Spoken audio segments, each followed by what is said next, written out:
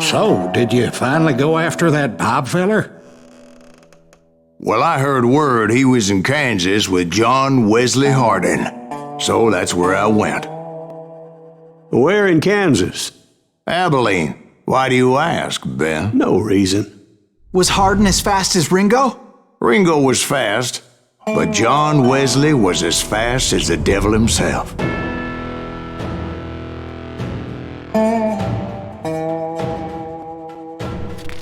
Hell, he killed his first man at 15. From that day forward, he had a price on his head and wouldn't back down for nobody, not even Wild Bill Hickok himself.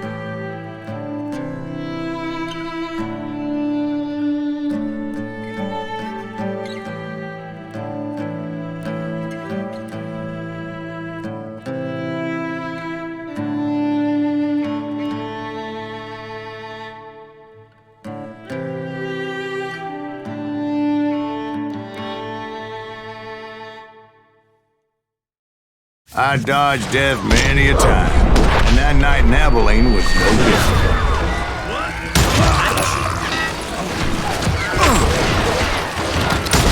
I was there with the intention of finding that bastard Bob and collecting the bounty on John Wesley.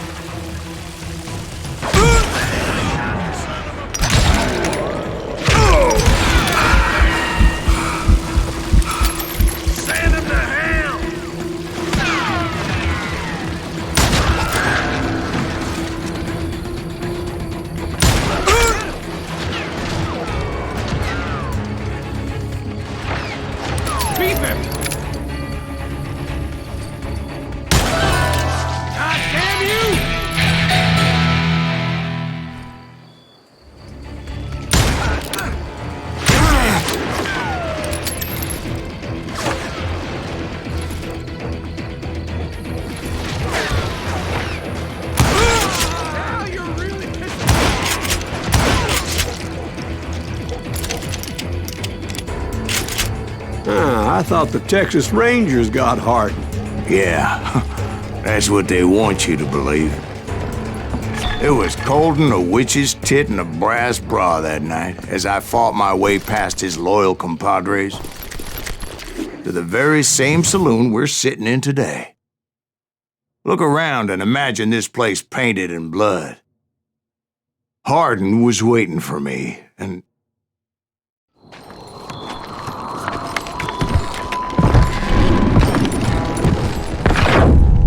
wait, I'm jumping the gun here. Let me back up and give you some background on this sumbitch. He deserves that much. Don't you think so, Ben? John Wesley Hardin was a killer. By the end, he confessed to taking the lives of 42 men. Fathers and husbands, brothers and sons, men with families who cared about them. He was a bona fide folk hero by then, and had amassed a gang of armed miscreants and other assorted thugs. He and his men set up camp outside of town, and I was hoping Bob was among them. Shit, it's cold out here. I'm freezing my giblets off. Ain't right we gotta stay out here keeping watch like this. Ain't nobody stupid enough to go after Hardin anyway. Better 3 hours early than a minute too late. God damn it! Shoot that son of a bitch! They didn't ask why I was there. They knew. As most of them were wanted as well. I figured Hardin was here somewhere, but to get to him, I'd have to get past his gun hands. And that was easier said than done, as most of them were as foolish and full of bravado as I was. I had to spill a lot of blood to find out Hardin wasn't in that camp. He was carousing in town with his closest friends. Hardin's boys apparently didn't want me to reach the Bull's Head. Some were hightailing it into town to inform their Jefe of my unwelcomed presence.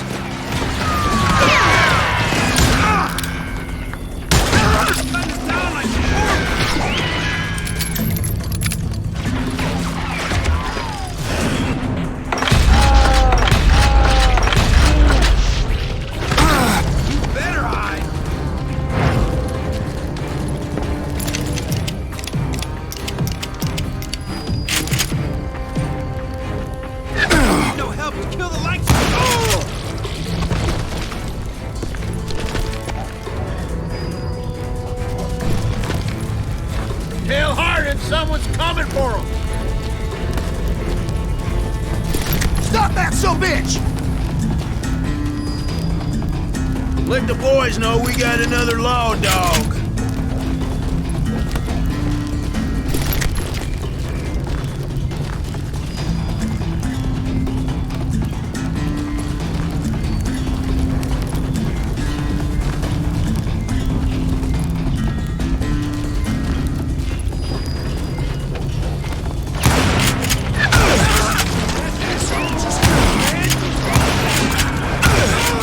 I wondered if Bob was among them.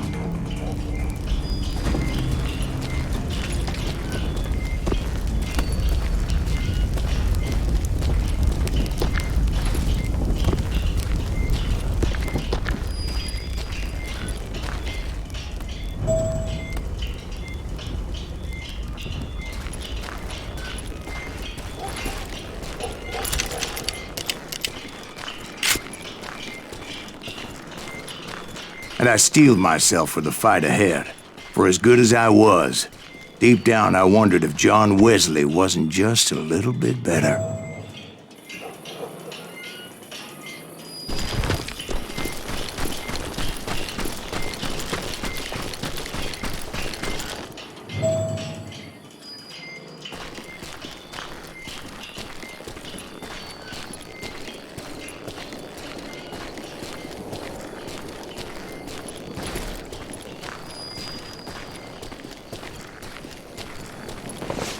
Before I could test my mettle against Hardin, however, I would first need to dispatch his cadre of hired killers.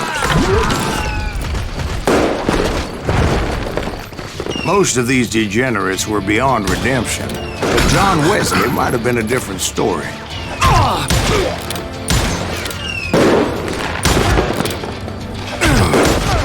I think I winged him! Watch where you're shooting!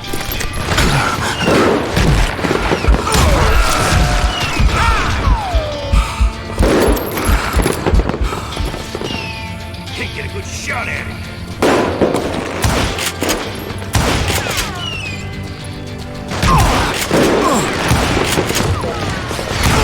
I didn't learn until later that that night was in fact his birthday celebration.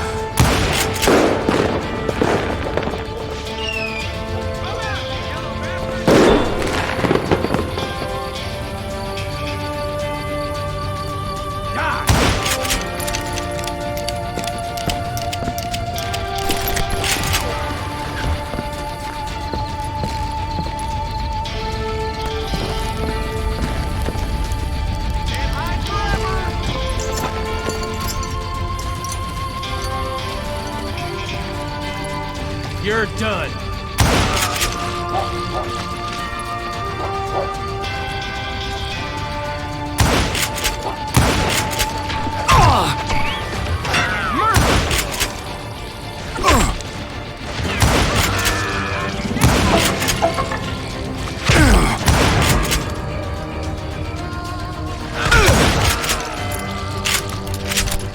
I think I already mentioned that I found Hardin in this very saloon.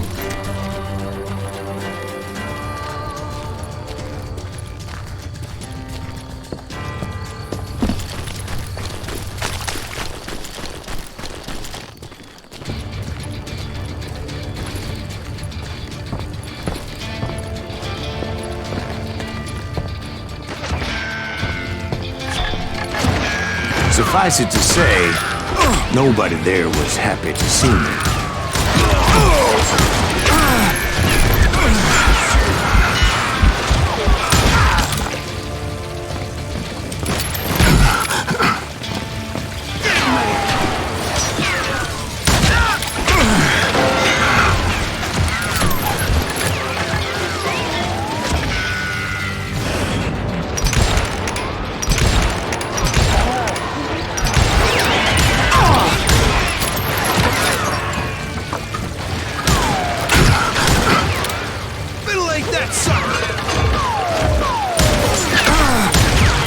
In fact, I felt a certain hostility.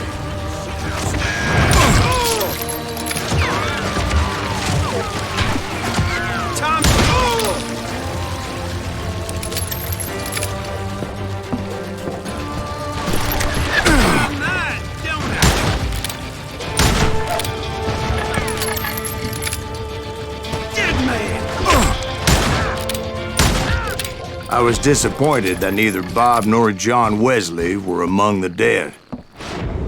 But that was short-lived, as a moment later I was facing down the fastest gun in the West.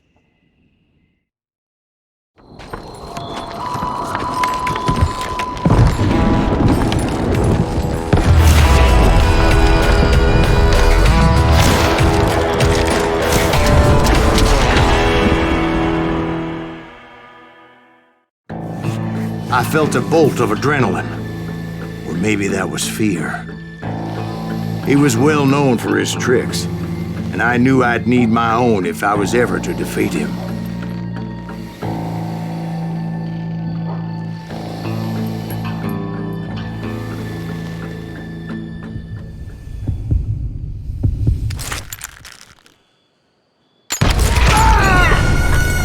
No, wait! He didn't hit me then. I'm sure of it.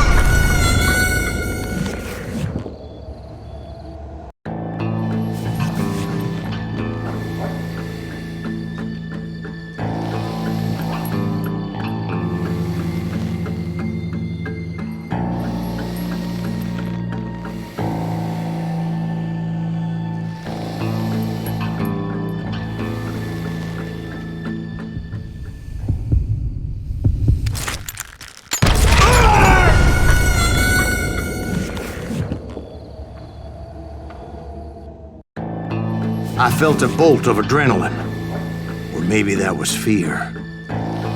He was well known for his tricks, and I knew I'd need my own if I was ever to defeat him.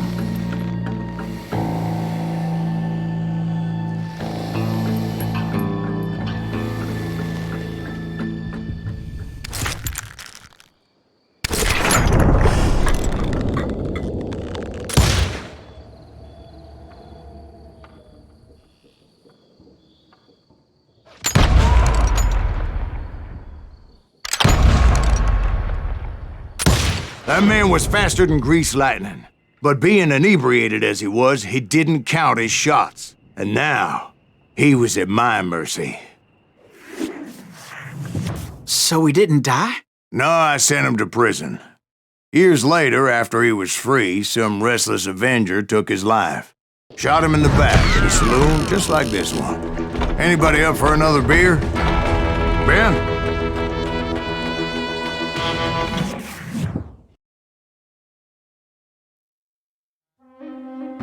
Thank you, darling. Yeah, some say revenge is a dish best served cold. So whatever happened to that Bob guy you were after? Personally, I'd like to hear some of your other adventures. Like, I don't know, did you ever go toe-to-toe with a red man?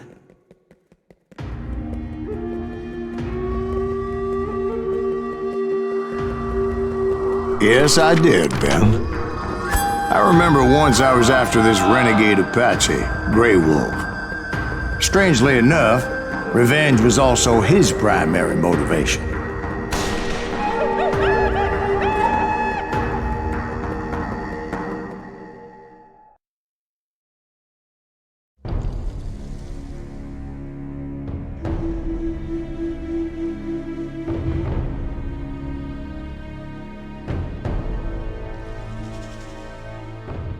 A bounty was put on Grey Wolf's head, and that's how I came to hunt him in the mountains.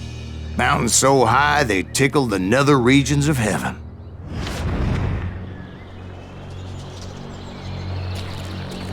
Grey Wolf was a Chiricahua Apache medicine man who had led a war party in revenge for a massacre against his people. The U.S. Army had attacked his tribe during his daughter's sacred sunrise ceremony, and the slaughter was unspeakable. I understood his anger, as there's nothing more traumatic than seeing those you love die in a cruel and painful death. Right from the beginning, I couldn't shake the feeling that Grey Wolf was watching my every move.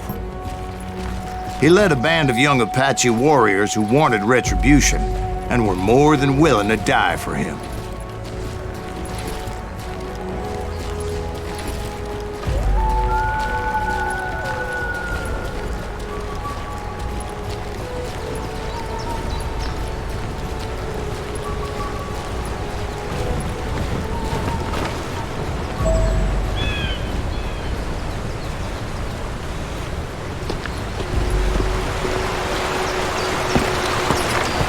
They saw me before I saw them.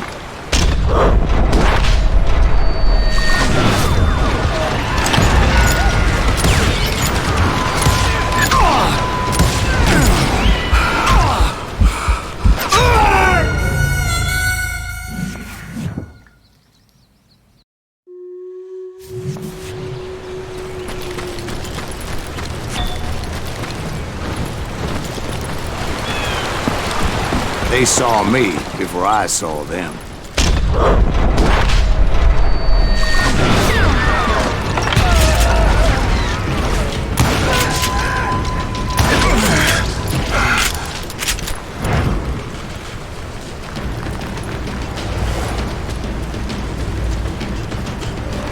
And it crossed my mind that maybe this wasn't such a good idea. But now that the shooting had started, there was no backing down.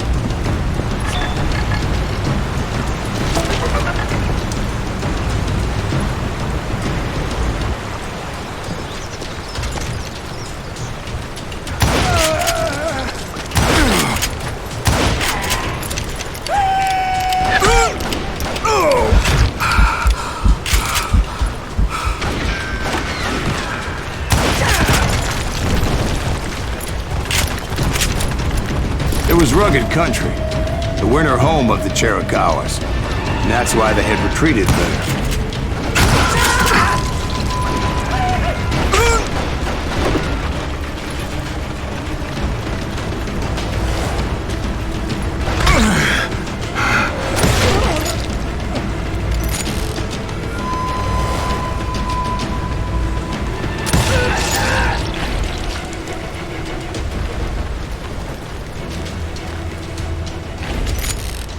I admit to having some regrets about going after them the way I did. But then again, I got a lot of those.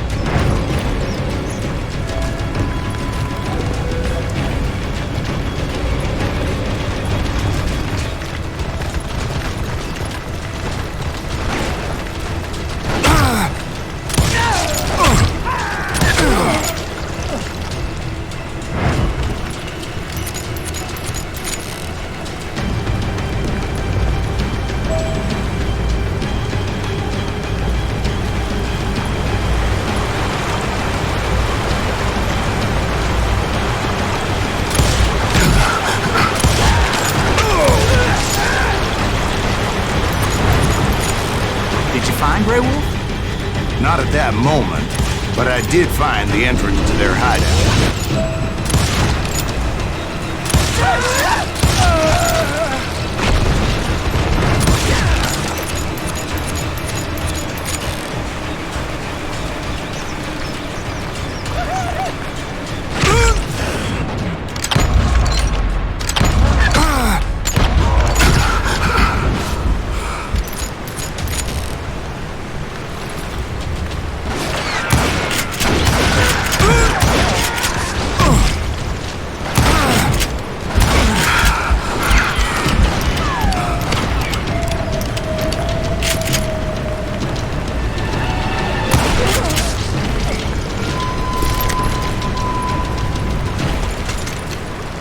Deep crevice that led to a deeper cave.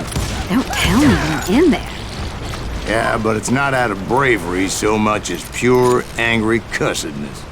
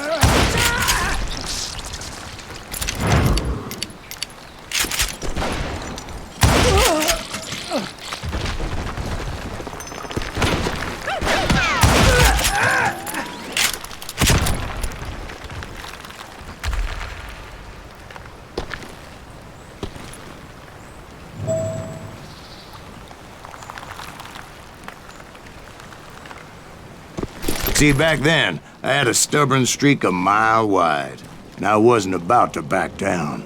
So it was like pitch black in there? Actually, it was pretty well lit, as they had torches on the walls.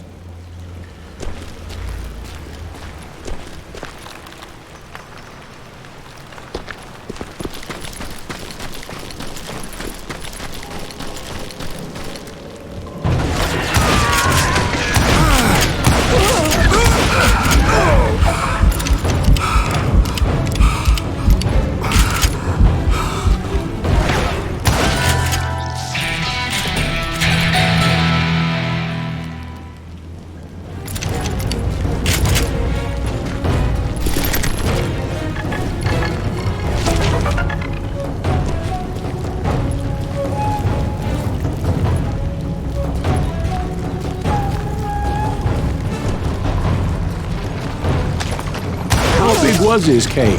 Big as hell, Ben. Chiricahua had hid out there during the Indian Wars.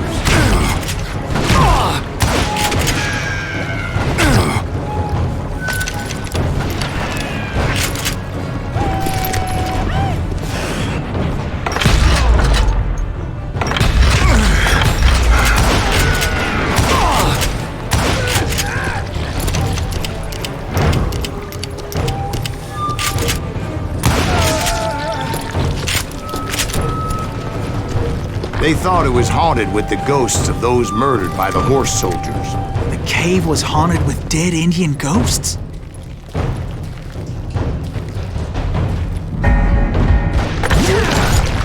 To be honest, I was more concerned with the live ones than the dead ones.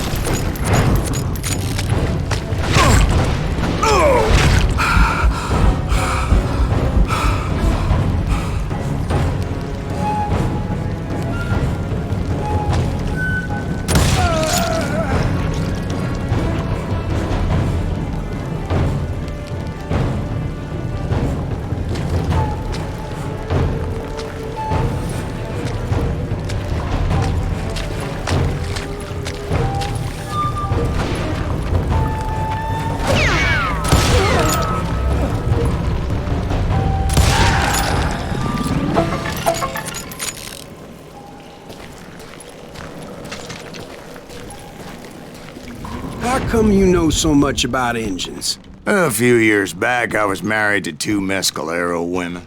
At the same time? Yeah, they were sisters. Polygyny is traditional among the Mescalero. So what happened? Oh, I had to get out of there. Those girls never shut up. Both of them nagging at me all the time. Drove me half crazy. Haven't seen them since. No, I mean, what happened with Grey Wolf? Oh, well, I pursued him into the Cave of Death.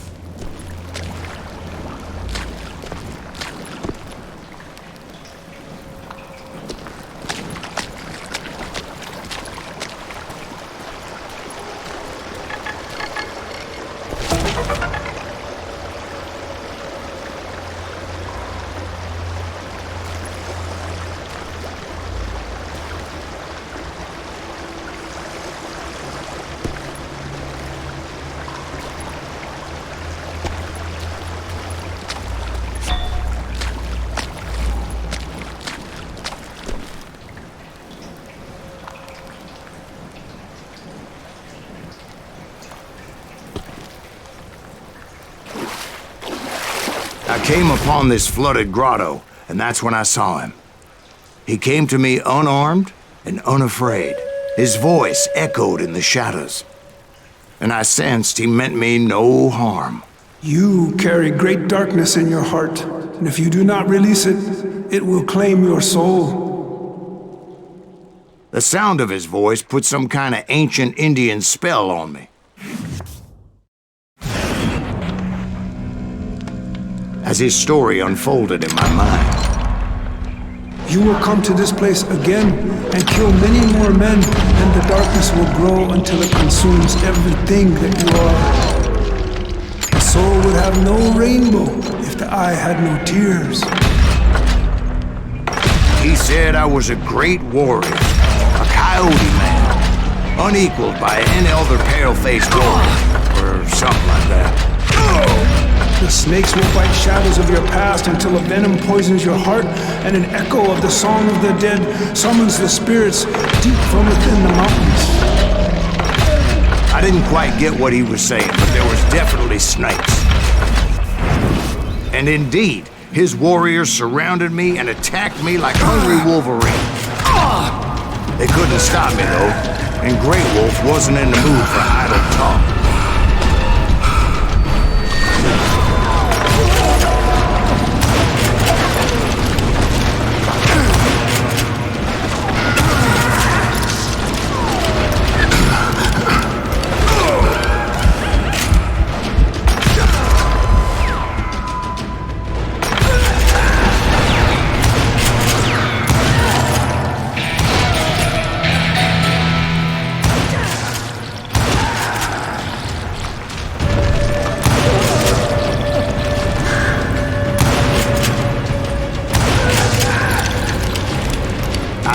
couldn't see any way out of this trap. But suddenly, one just appeared. Kind of like a miracle.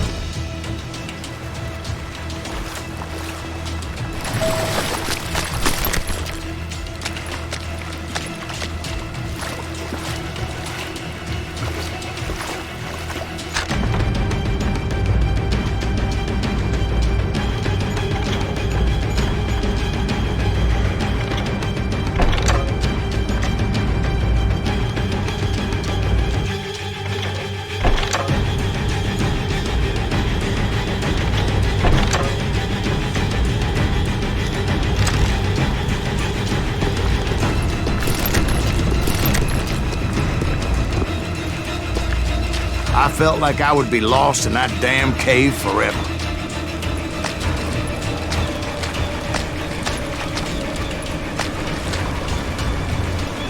Finally, I found myself back outside, perched on the edge of a precipice overlooking a thundering whitewater river. To get where I was going required several leaps of faith, but no way in hell I was turning back.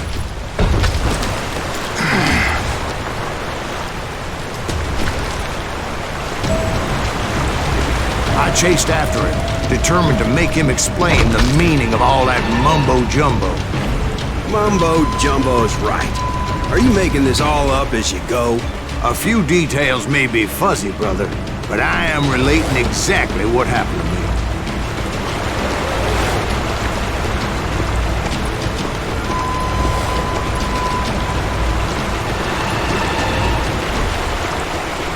There were dozens of Apache warriors aiming at me from on high. Dozens? Well, maybe not dozens, but there was a lot of them. At least 3 or 4. Well, more than that, little lady.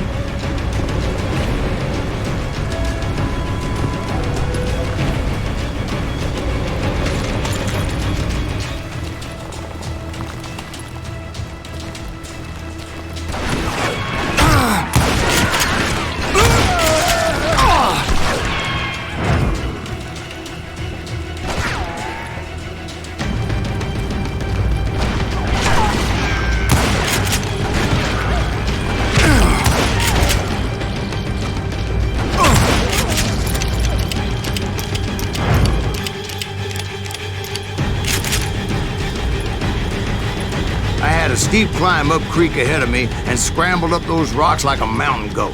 I was determined to locate Grey Wolf and find out exactly what the hell he was trying to tell me.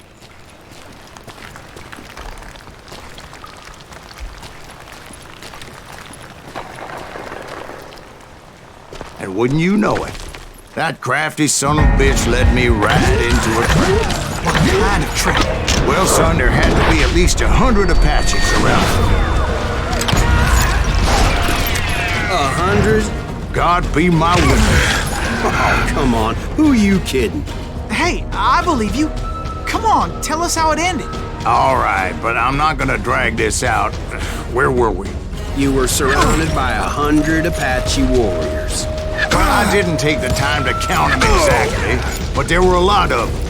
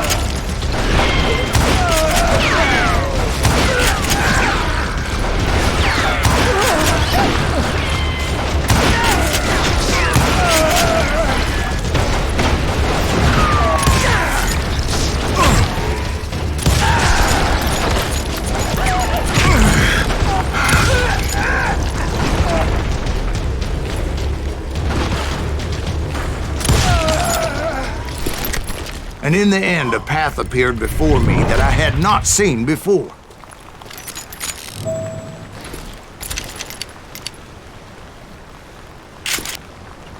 I followed it as I desperately needed to find out what Grey Wolf was trying to tell me.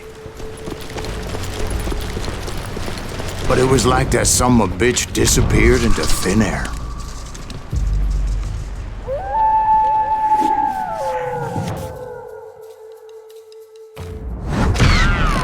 Never did find him.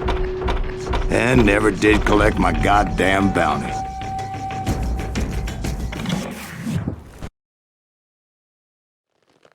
Thank you, darling. It's interesting how the truth can sometimes seem might malleable, depending upon your point of view. Like how those dime novels make you out to be something you're not? Jack, don't be starting trouble. No, he's right. They do tend to exaggerate. Did they exaggerate your part in taking down the Daltons? Well, I was there in the flesh, boy, so I saw what happened firsthand.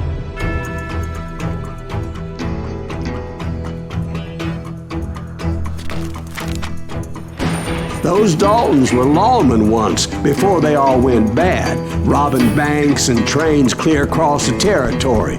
Until Coffeeville, of course. I was one of the citizens who took up arms that day.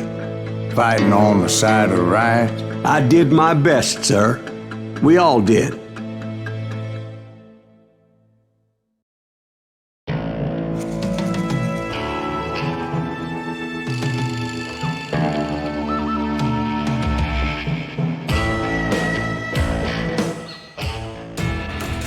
It was early morning. One of my friends was a local gunsmith, and he handed out firearms to anybody who'd take one. You see, the Daltons got it in their heads to rob 2 banks at the same time. 2 banks on the same damn street. Shoot him, Emmett! Story was Bob Dalton's girl was always writing him about how he had no ambition. Oh, you're nobody next to Jesse James, she'd say. Finally, the bastard took his brothers to Coffeeville just to shut her up. Right. It's always the woman's fault.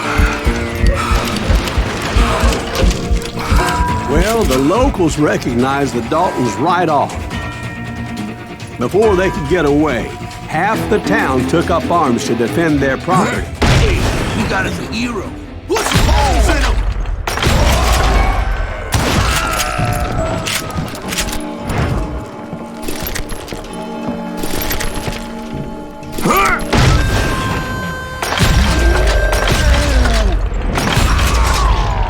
The brothers paid dearly for their stupidity, but everybody knows they had it coming. There's more to it than that.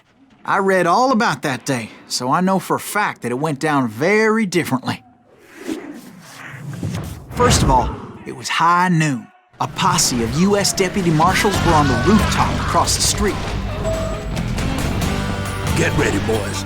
They're gonna make a move. The lawmen had been tracking the Daltons for months, and now they finally had them dead to rights. Among them was a bounty hunter feared by many a lawbreaker. This man had no intention of letting the Daltons slip away. The marshals tried to get the Daltons to surrender. They'll give up eventually. We just gotta wait the son of a bitches out. This bounty hunter knew that the brothers were far too proud to ever lay down their guns.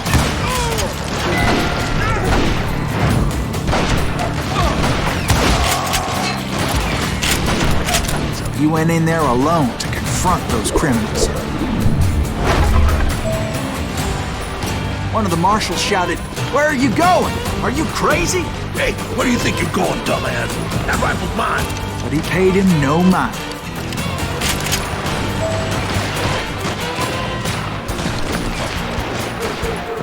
He saw a way to get around to the back of the bank.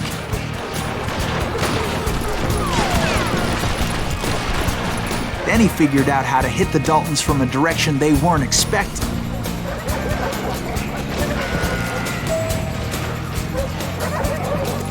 From above. Fortunately, a water tower was right there.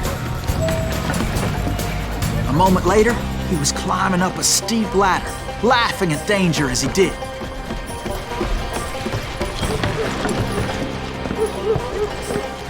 It was brave men like him who risked their lives to tame this wild country.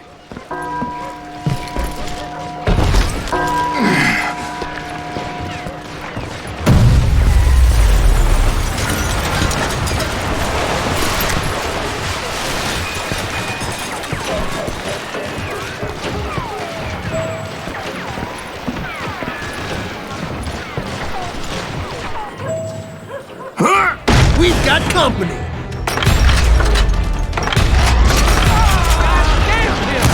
Heroic men like him, who did what other men couldn't or wouldn't to make this country free. Like Jim Bowie and Davy Crockett, who died defending the Alamo. Is that Silas Greaves? Son of a bitch!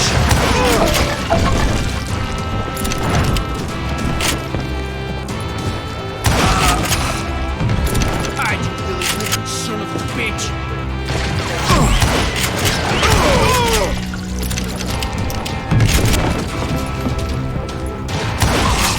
Brother, I'm gonna make you pay for that!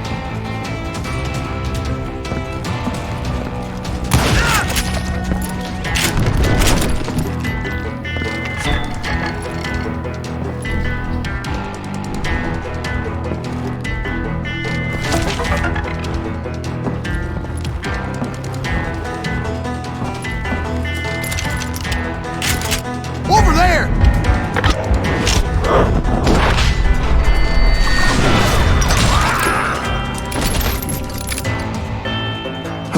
That's Silas Greaves! What the hell? Blam! Blam!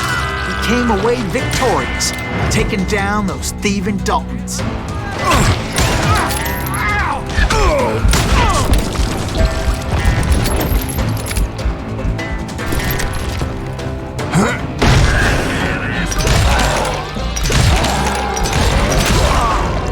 His name was Silas Greaves, and when the dust finally settled, he was the last man standing. Sorry, kid, but that just wasn't the way it happened.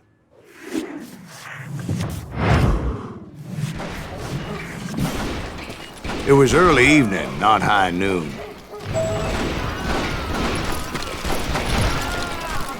The Daltons blew up a safe, and were all set to hightail it out of there. I was late to the party, and Coffeyville was already up in arms. Those pathetic deputies surrounding the bank were dropping like flies.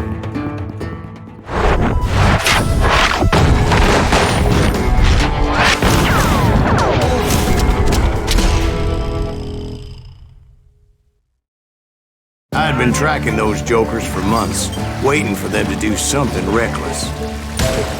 There he is! And finally, they did. Those stupid bastards decided to rob two banks at the same time in the same town where everybody knew them. They still had friends in Coffeyville.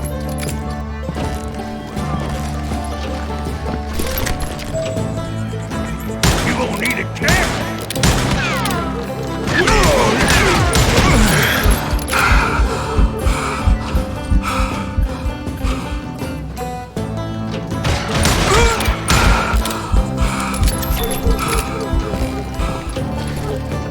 Oh, so you're hiding too now?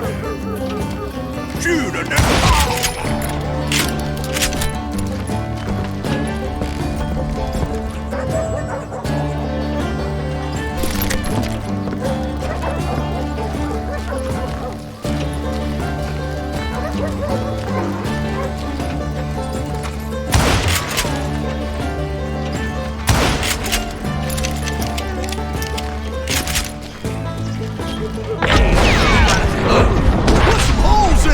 Those friends came after me like a pack of wild dogs, tooth and nail.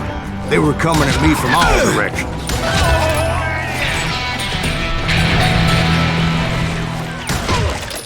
That's it for you.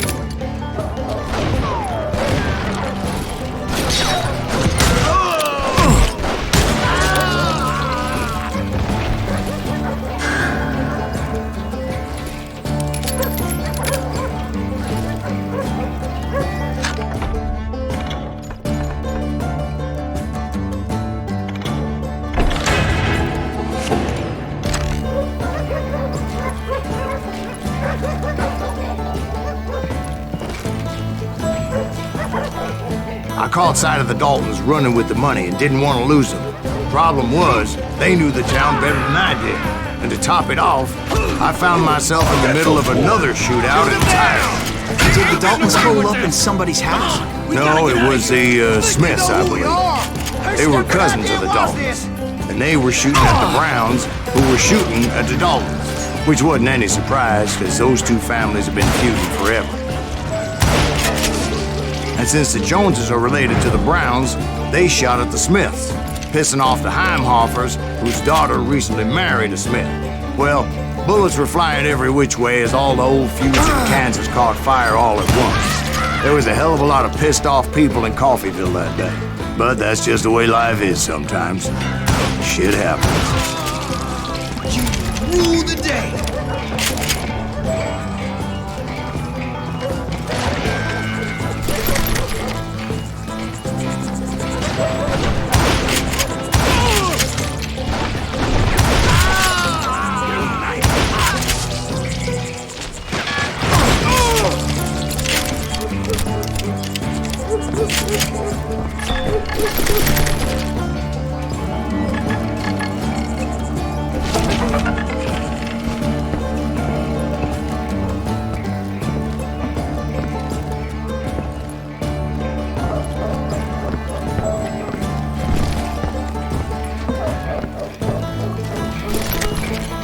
The Dalton boys knew I would never give up.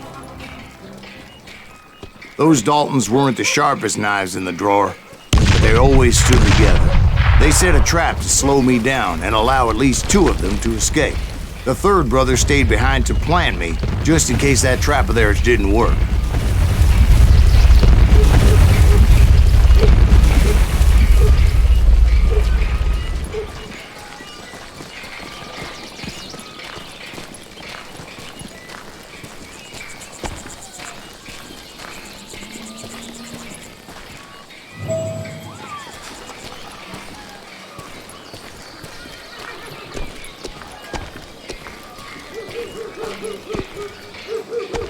It was Emmett, the youngest, and he decided to stand his ground and face me down. I ain't afraid of you, Silas Greaves. This is where it ends for you. He was determined to protect his brothers. I understood how he felt.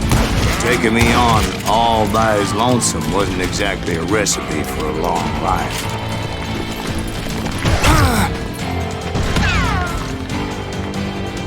It's hog killing time.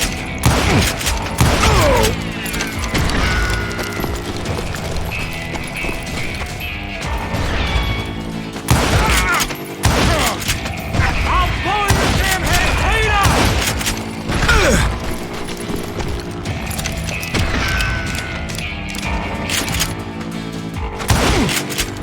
I'm gonna cut you.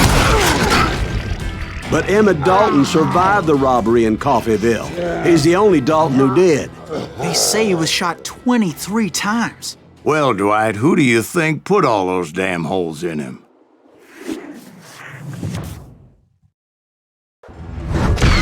But I have to admit, that boy had grit.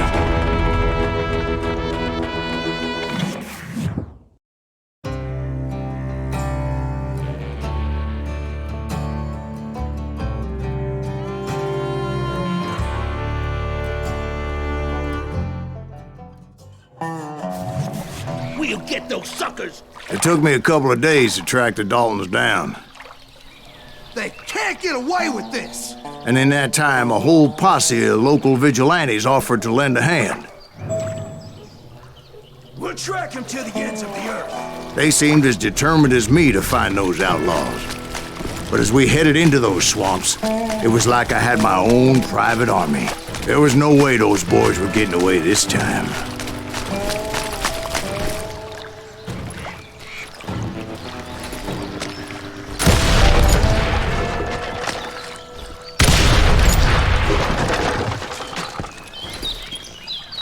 It was early fall, right? Beautiful time of year. At least you had the weather on your side. Not by my recollection. It was damp and foggy as hell.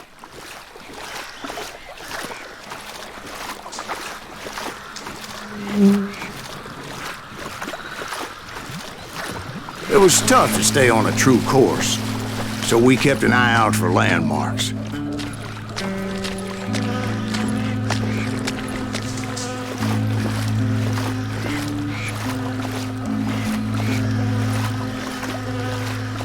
It was autumn.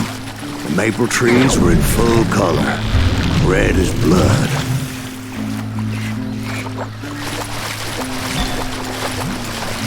The rains that year were torrential, so the whole area was flooded. The vigilantes had spread out wide, and pretty soon I couldn't see anybody.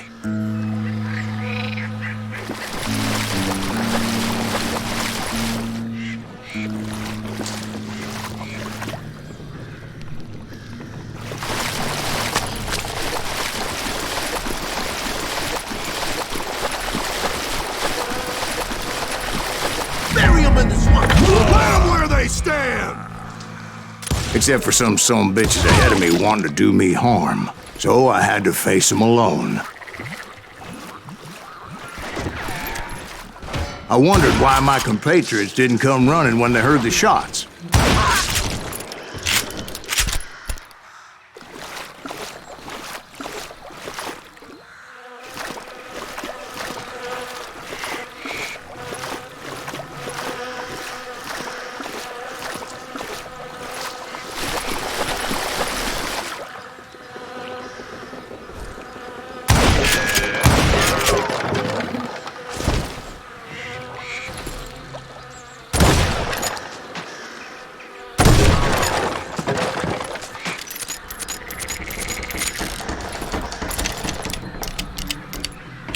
So did you find the Daltons? Not yet, but I did have the questionable pleasure of meeting a few of their friends.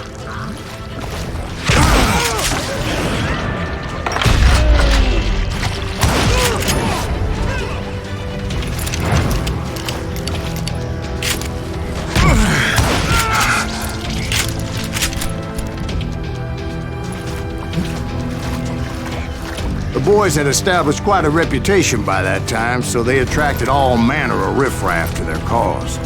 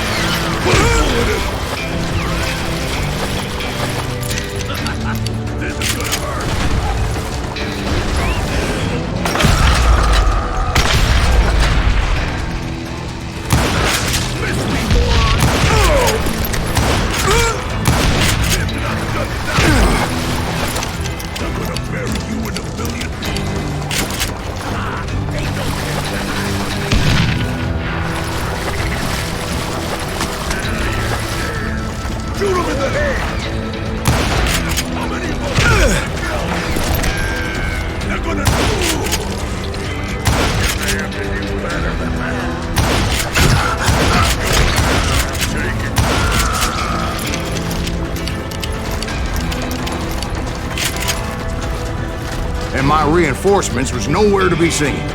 Point being, I was under serious attack.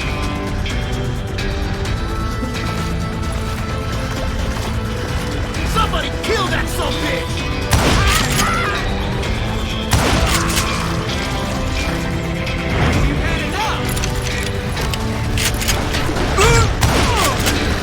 You're really pissing me off!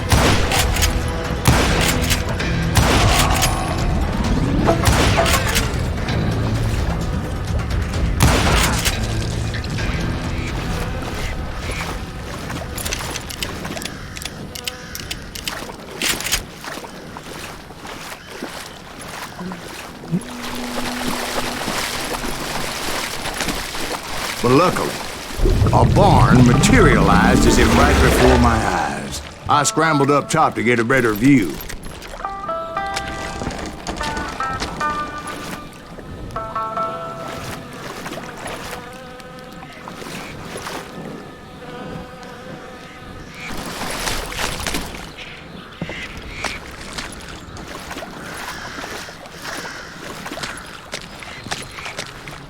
But just ended up falling inside.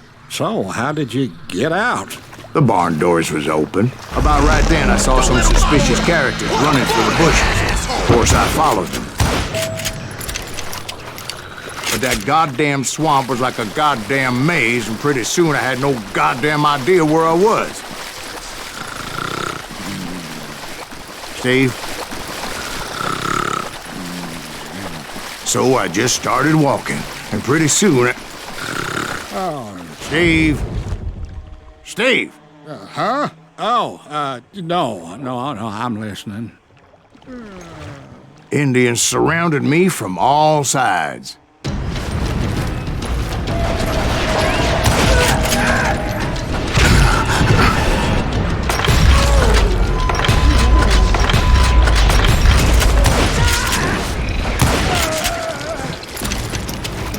Indians? They were Indians. No. I just wanted to make sure Steve was paying attention. Now, where was I? You were following the Daltons through a swamp? That's right. See, Steve? Dwight's paying attention. No, I'm listening. I was just resting my eyes.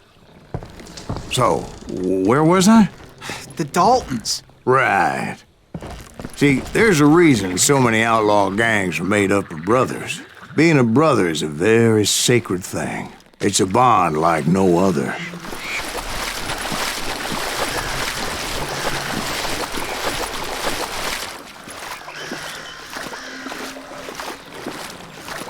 Bounty hunters! Stop that, bitch! So did you ever find the damn Daltons?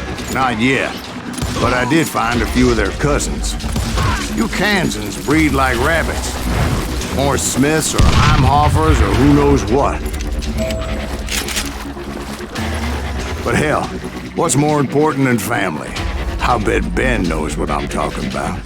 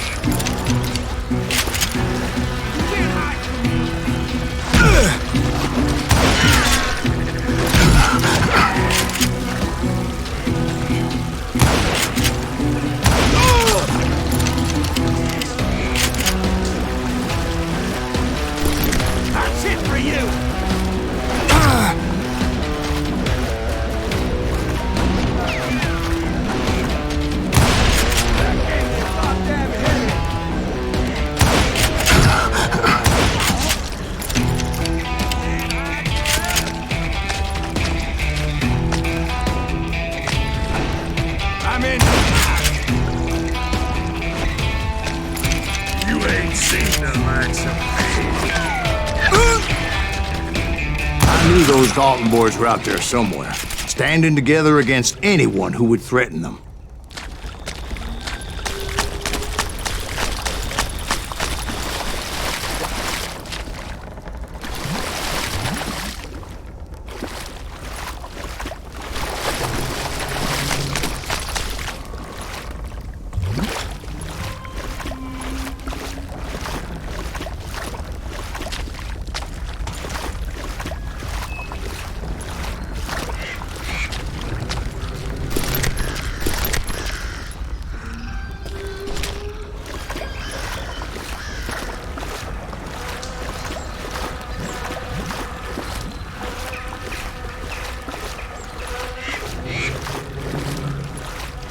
And that's when I saw it. A goddamn steamboat. A steamboat? In a swamp? Yeah, Steve, but this wasn't much more than a wreck, really. But how'd a damn steamboat end up in the swamps? Guess it floated off during the flood of '89. Now, was it a stern-wheeler or a side-wheeler? What? Does that really make a difference, Steve? It was a steamboat with a goddamn army on board. It was then that a fusillade of bullets come raining down from on high, and those vigilantes who accompanied me weren't anywhere to be found. But among those men that were shooting at me, I thought I saw some familiar faces.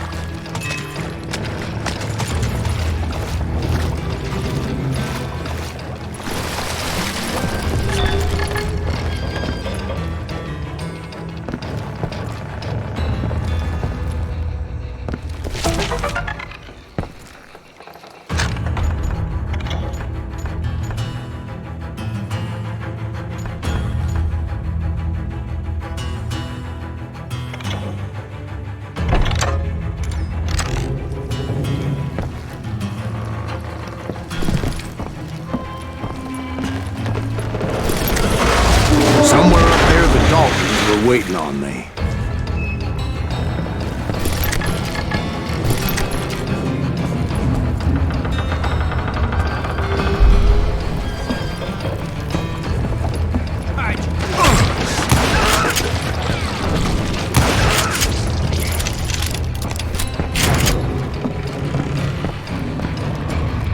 Sounds like you don't give up too easy.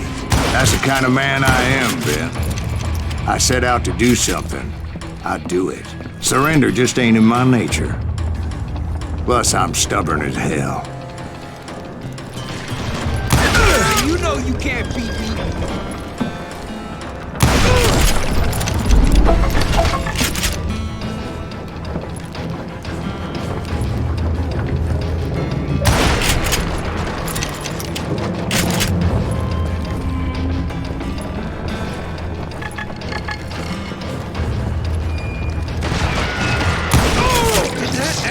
Just kill Red?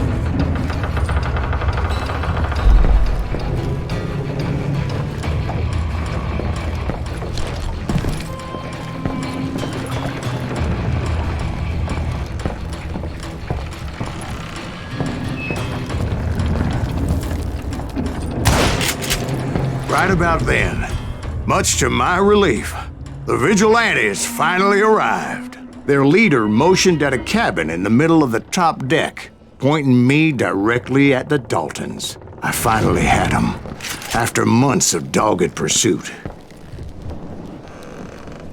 It turned out that they had me. Take him out! I'm sending you to hell!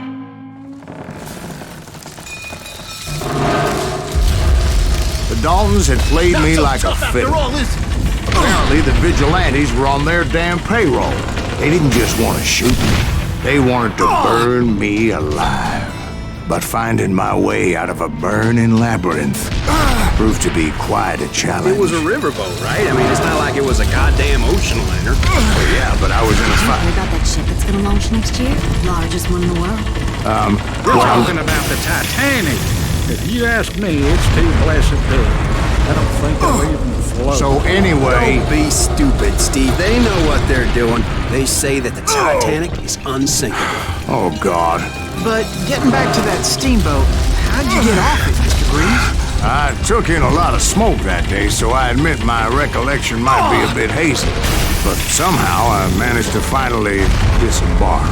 I was coughing up smoke and pretty damn pissed. I was done playing games with those boys. It was time to settle this once and for all.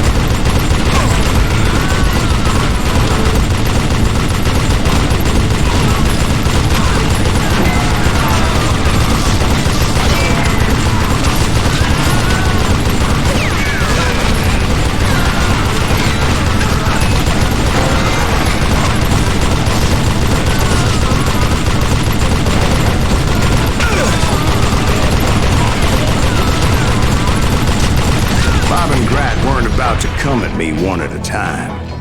They were in this together. Two brothers side by side, determined to take me down. Confident that this time the odds were on their side.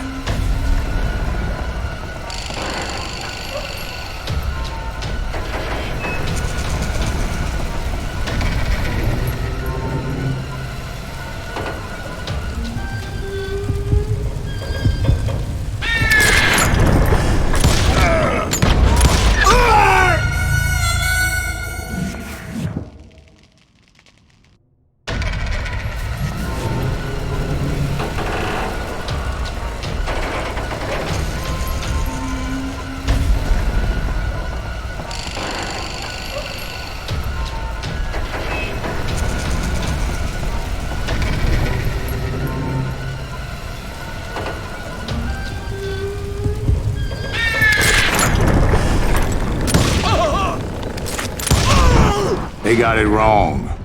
A sad end for those two. If they'd only known that Emmett was still alive despite his wounds.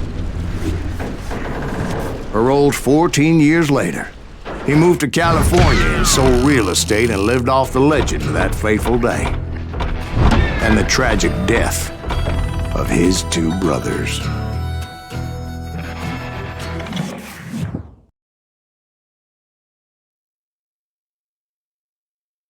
My own brothers died tragically as well, truth be told.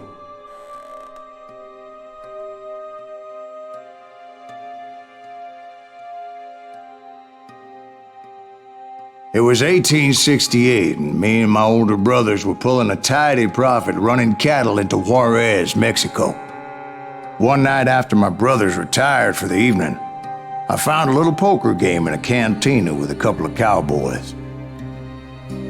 And I just couldn't lose. I even won an old Spanish coin that had to be 100 years old. Well, I was mighty pleased with myself the next morning as my brothers and I rode for Texas.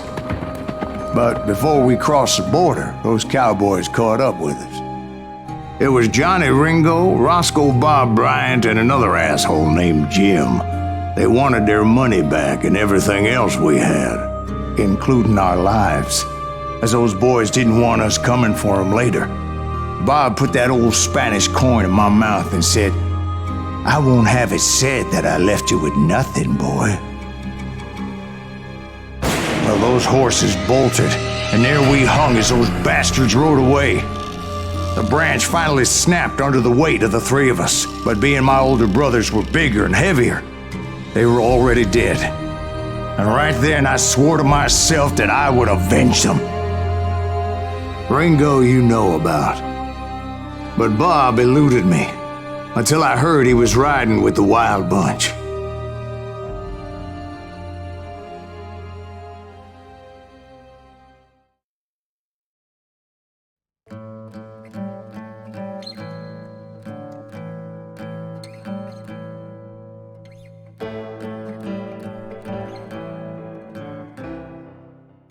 I'd been on their trail for months, ever since they left their hideout in the Bighorn Mountains. Led by Butch Cassidy, they were a loose association of outlaws who robbed banks and trains from Colorado to Montana. Among them was the Sundance Kid, and that murderous hombre I was tracking, Roscoe Bob Bryant. They blew the bridge with the intention of forcing the train to stop. Well, I assumed the Wild Bunch was likely in the still intact part of the train high above, so I had no choice but to make my way up through the passenger cars dangling down. I was determined to make that sumbitch Bob pay for what he did to my brothers.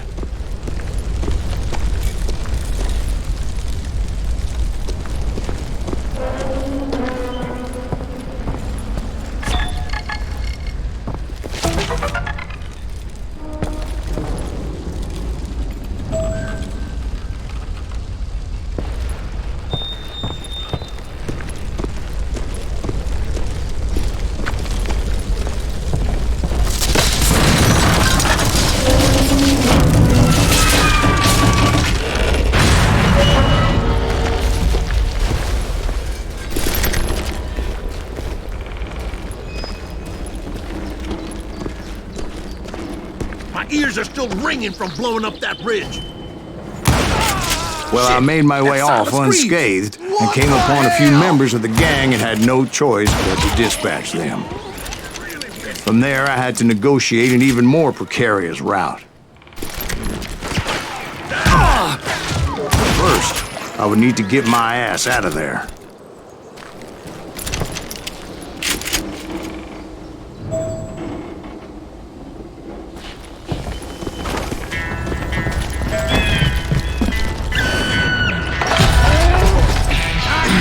Jumped from the frying pan into the fire as the train was clearly fixing to fall.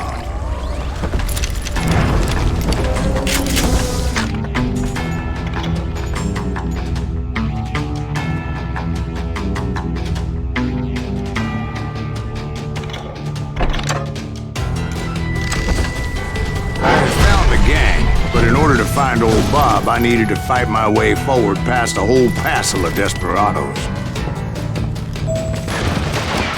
Outside, inside, anywhere I could, I made my way towards my prey.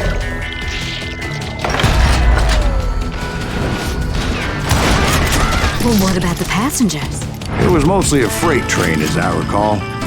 There were no passengers aboard that day.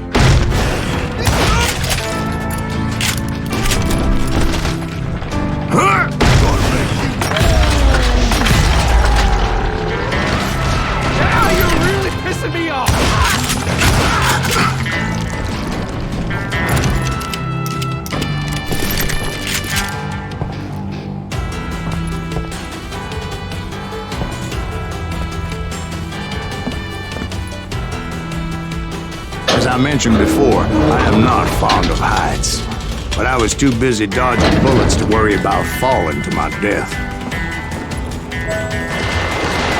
Odds were I was likely to die that day anyway, so I was determined to take down as many of those bastards as I could.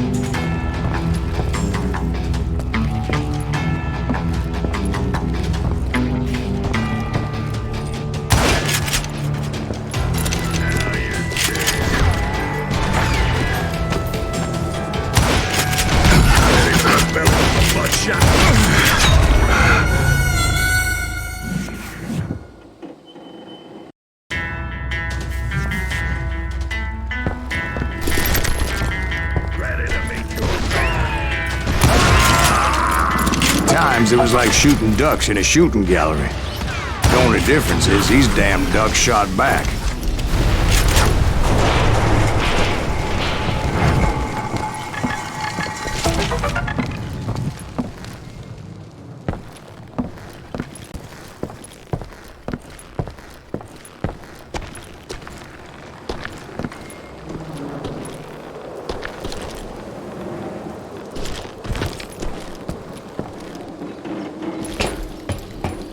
I kept hoping the law would show up and give me a You hand. mean like that giant Pinkerton posse that I read about? Did they come riding in, guns a-blazing to help?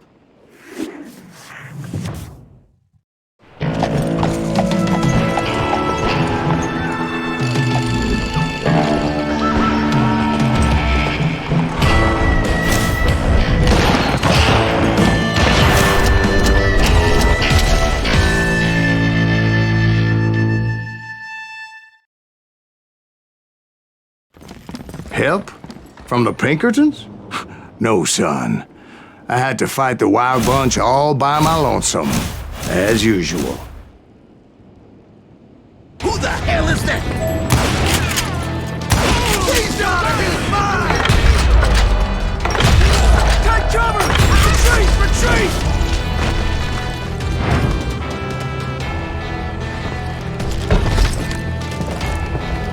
He's killing everybody! You ain't seen He'll kill us all!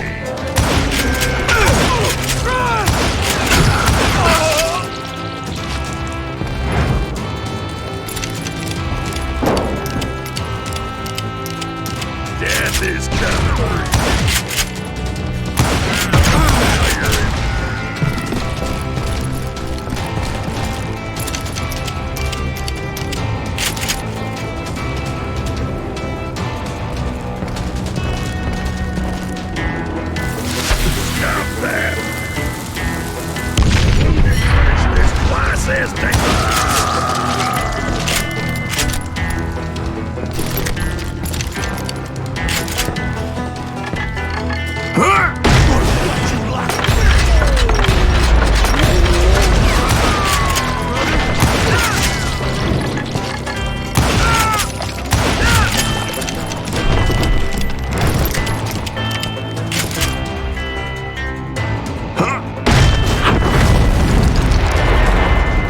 Guess is those dime novels didn't portray this as it happened, did they? Only a few stragglers were left, and I had to cut them down pronto if I was going to stay on old Bob's trail.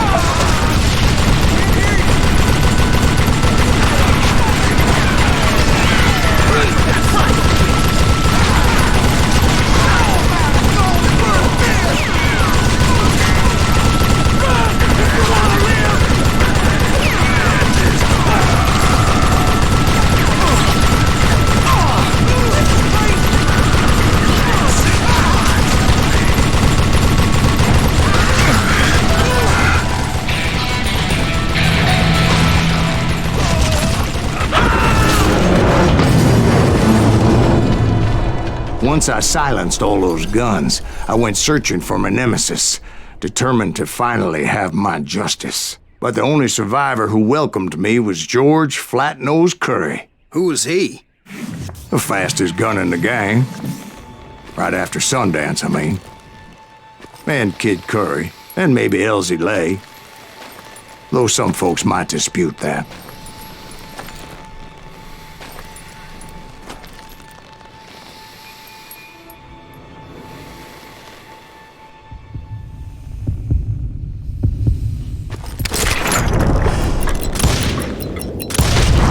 On that very same day, Butch Cassidy and the Sundance Kid decided to leave the Wild Bunch behind and decamped for South America.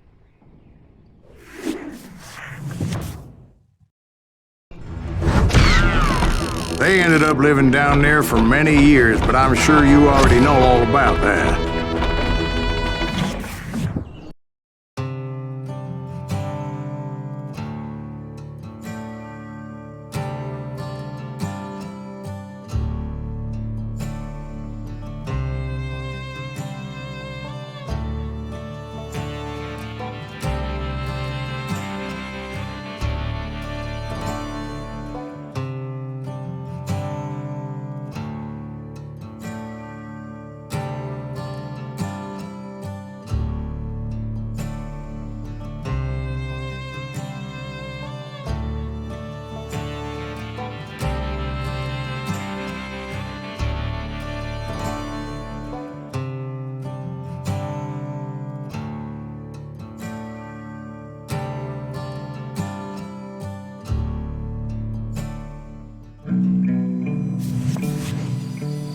I tried to find Bob Bryant, but it was as if he'd disappeared. Sometime later, I heard the Wild Bunch was back together. Kid Curry escaped from jail, and now he was running the whole shebang. So I took to their trail, as I was still in pursuit of my brother's killer and hoped that he was back with him. That Kid Curry's kinda crazy, ain't he? Don't let him hear you saying that. Anyways, I tracked those boys to a camp right outside Parachute, Colorado. Who's shooting at us? We're under fire!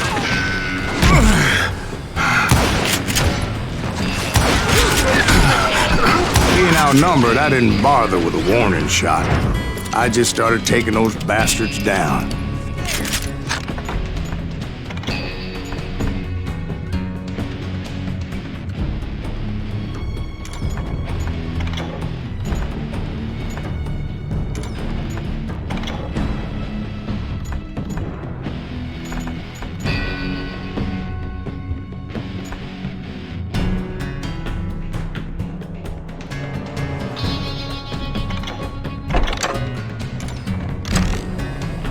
Somebody really pissed this son.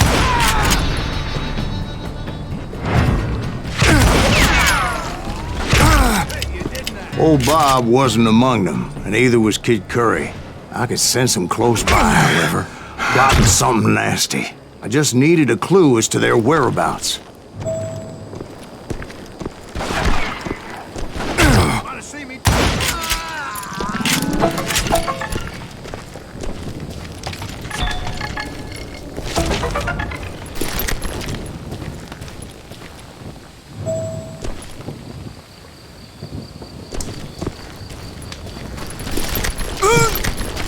And I found one. A map with their bold plan clearly marked. This time they were fixing to blow up a train trestle. Property of the Union Pacific.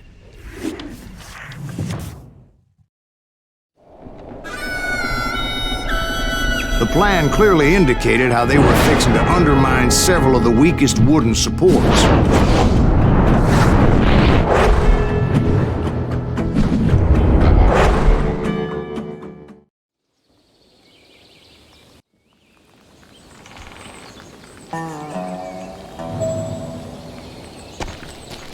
Kid Curry was considered the wildest of the Wild Bunch.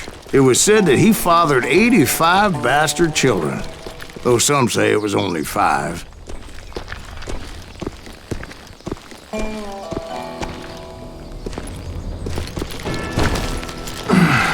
Kid Curry had bragged to a whore how he was gonna rob a train heading to the U.S. Mint in Denver. And that whore, Fat Sally, she told me.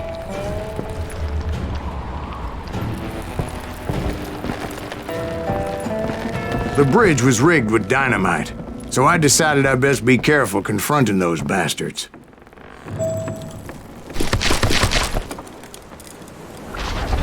A moment later, I saw a ladder that somehow had escaped my attention. Don't you blow us up now. Don't worry, I know what I'm doing.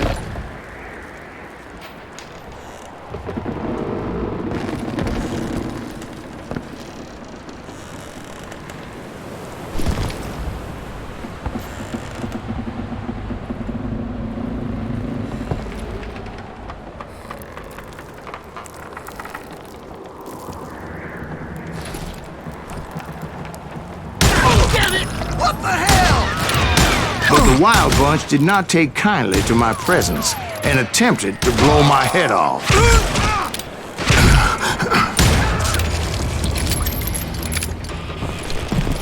It appeared the kid had found a number of new recruits to bolster their ranks.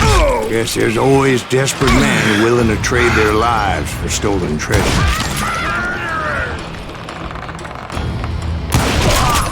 What happened next? Well, having removed the first bundle of dynamite, I decided I might as well remove the other one. Once that was done, I figured I'd find my way from there.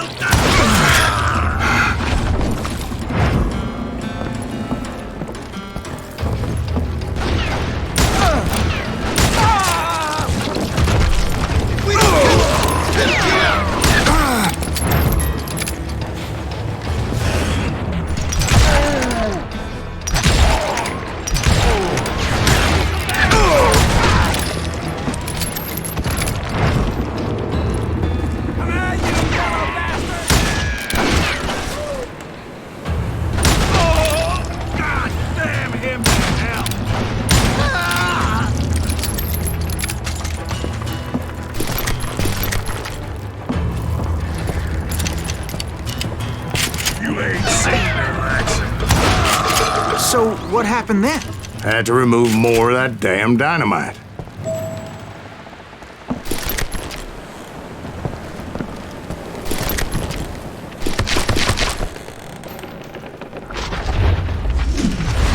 It must have been terrifying trying to make your way across. I was sweating it a bit, but then I noticed a footbridge tied up on high, so I shot the rope.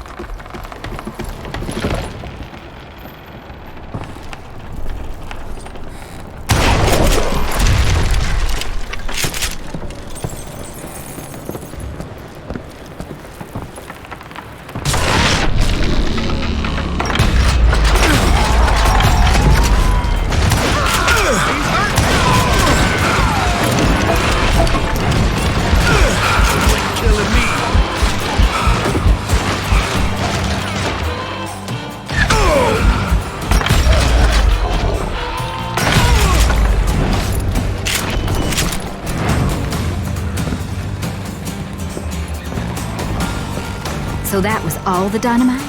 Funny you should mention that, darling. As actually there was a fourth charge impeding my progress. Once I removed it, my path was pretty clear.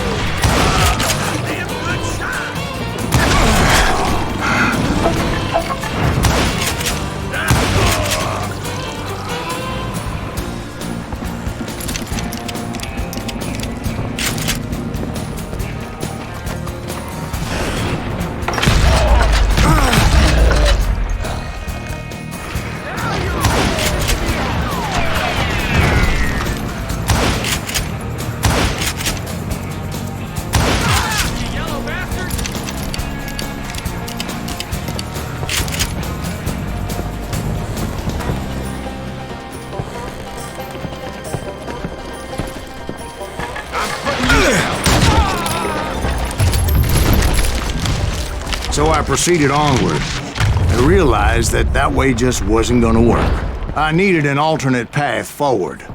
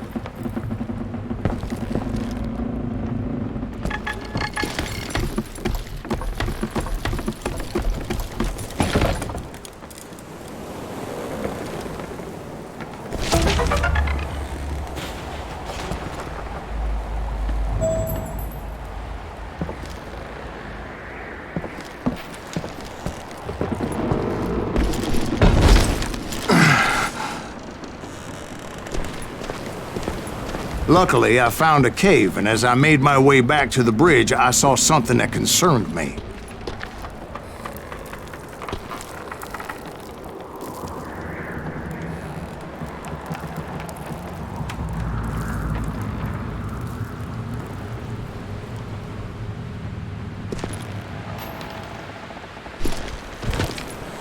Of course, I had to tread carefully. Otherwise, I could, well, die.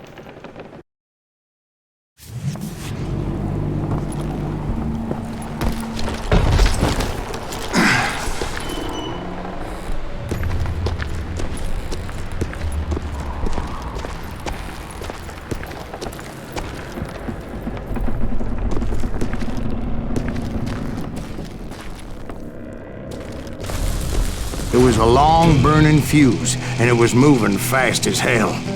I had to catch it. I hope you understand how badly my adventure might have ended had I not been as careful as hell.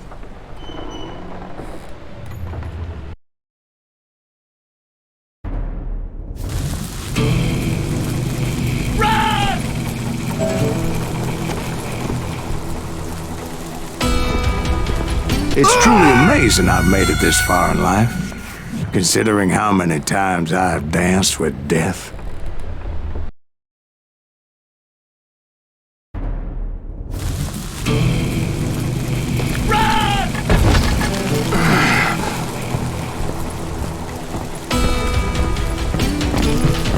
The burning fuse was so damn quick, I had to run like the wind. I almost had it, but no. Thought I was gonna have a coronary when I lost sight of those sparks. My heart was pounding like a sledgehammer. I knew that failure meant boom. Then, finally, at the last moment.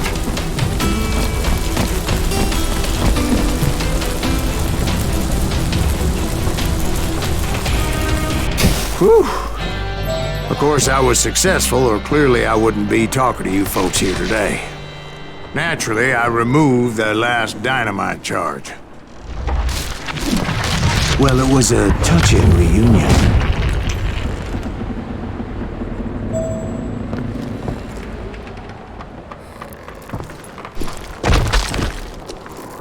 But by this time, I was thoroughly exhausted and dragging my ass as I was not a young man anymore.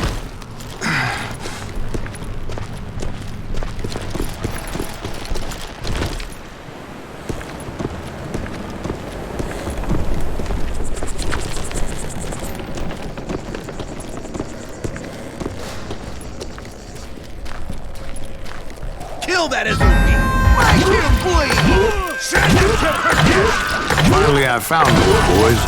Or more precisely, they found me. Oh! He's crazier than Kid Curry, ass damn fruitcake!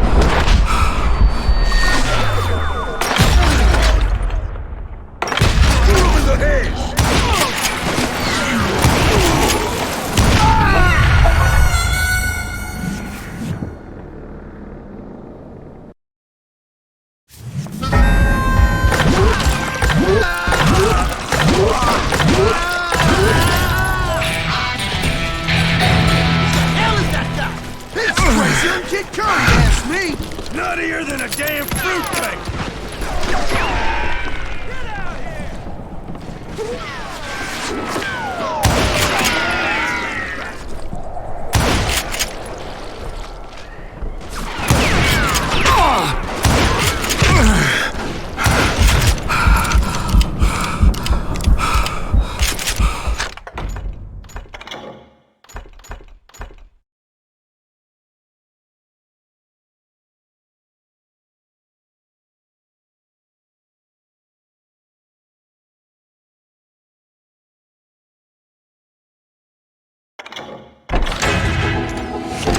Show yourself!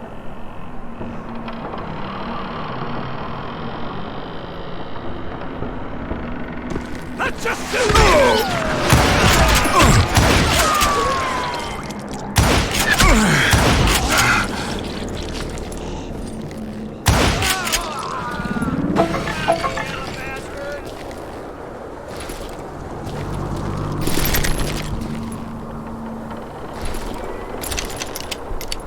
Get around him!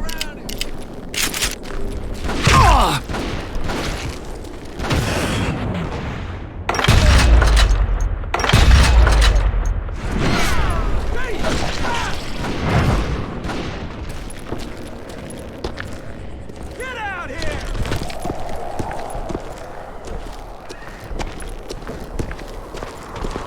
Just when I thought things couldn't get worse, Kid Curry opened up on me with a goddamn Gatling gun. It was hidden in this tunnel and pretty well shielded.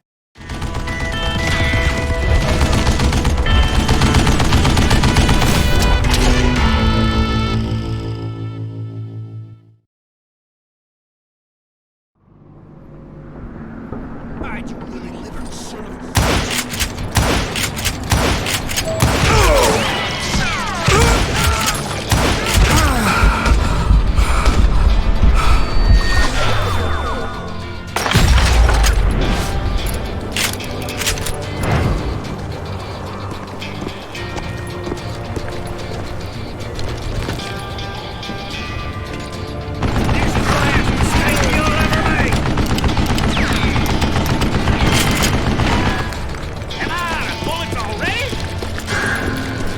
Luckily, I had located some dynamite.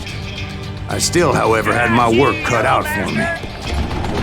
You know who I am?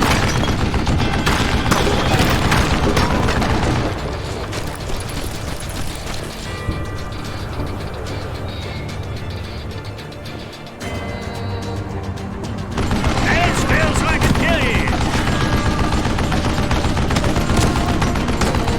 I think he's scared. Can't beat me.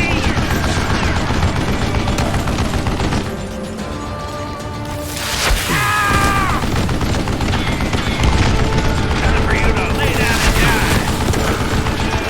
It's not fair.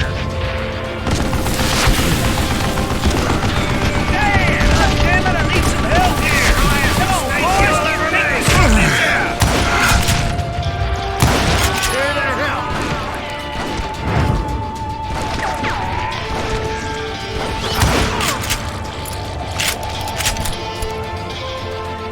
Get out of here! Are you kidding me? Yeah! You know who I am? Like this cocksucker! Move it, boys! Stand still so I can kill you! Had enough?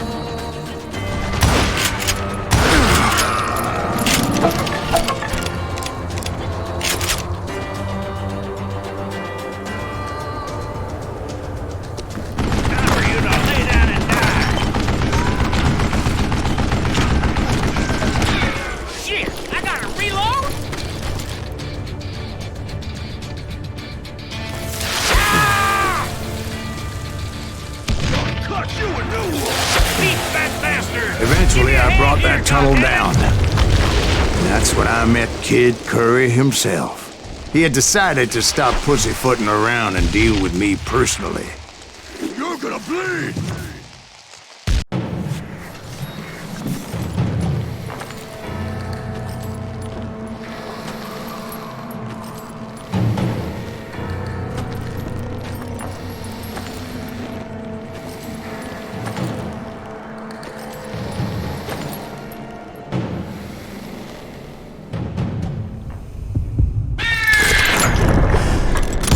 As fast as he was, I was just a bit faster. And as he lay wounded, I demanded to know the whereabouts of Roscoe Bob Bryant. He shouted at me, "Is that what this is about? Bob went with Butch and Sundance to South America. You ain't never finding him."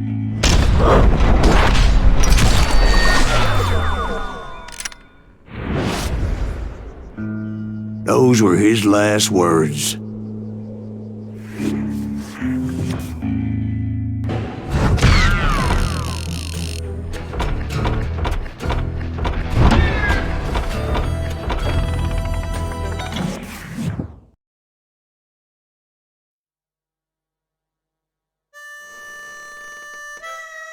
So, Bob Bryant got away?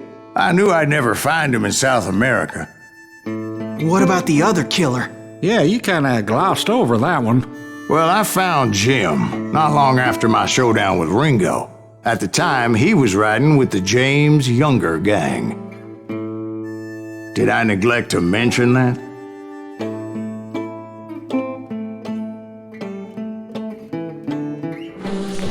Jesse James? The greatest outlaw who ever lived?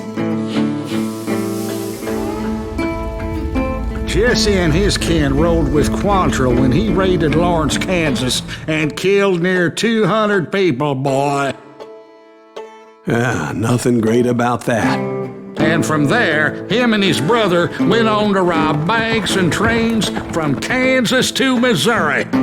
Which is why there was such a rich bounty on their heads. 40 grand for both of them, dead or alive. That's one hell of a payday.